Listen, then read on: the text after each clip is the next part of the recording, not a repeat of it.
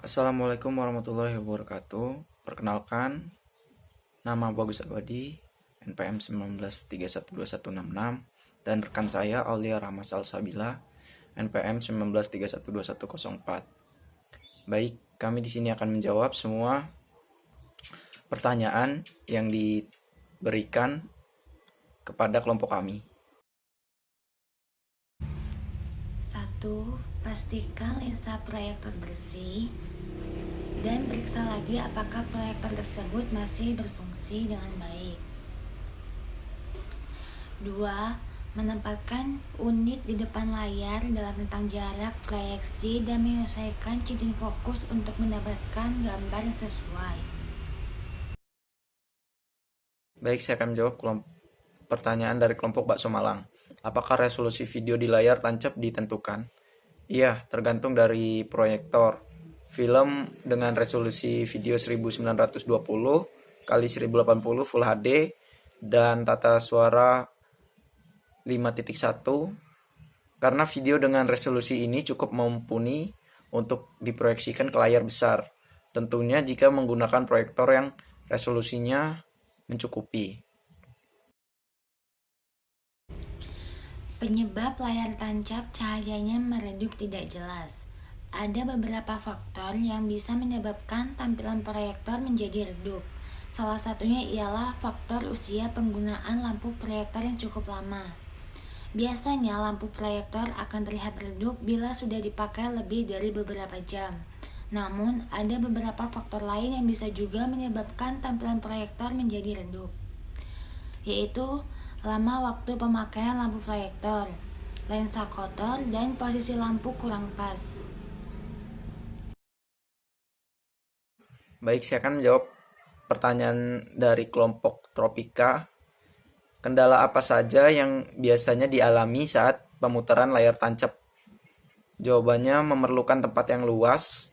Kendala cuaca, takutnya pada saat menonton layar tancap itu terjadi hujan. File dari filmnya biasanya kadang-kadang kan rusak. Harus menggunakan sound system juga. Untuk mengatasi panas yang berlebihan, yaitu 1. Bersihkan area di sekitar proyektor. 2. Pastikan tidak ada yang menghalangi ventilasi proyektor. 3. Bersihkan filter dan ventilasi dari debu. Saya akan jawab dari kelompok Odading.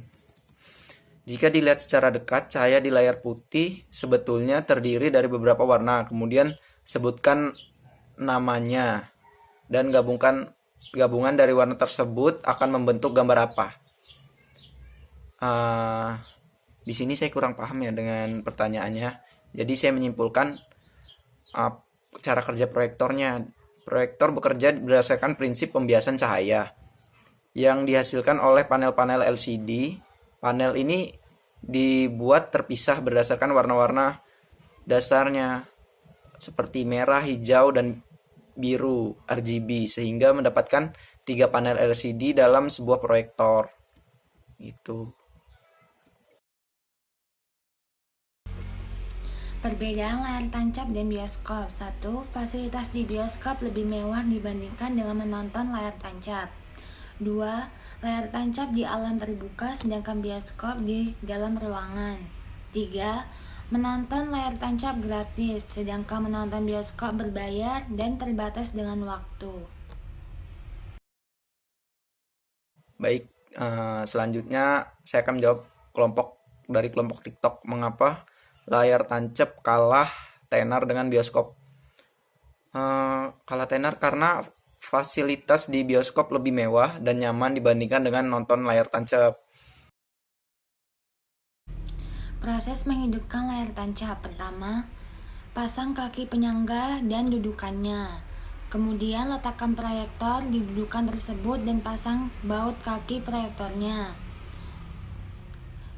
Kemudian pasang baut kaki proyektornya. Kemudian pasang kabel balas yang berwarna hijau. Satukan kabel balas ke mesin audio. Ambil pita seluloid dan kemudian atur frame gambarnya.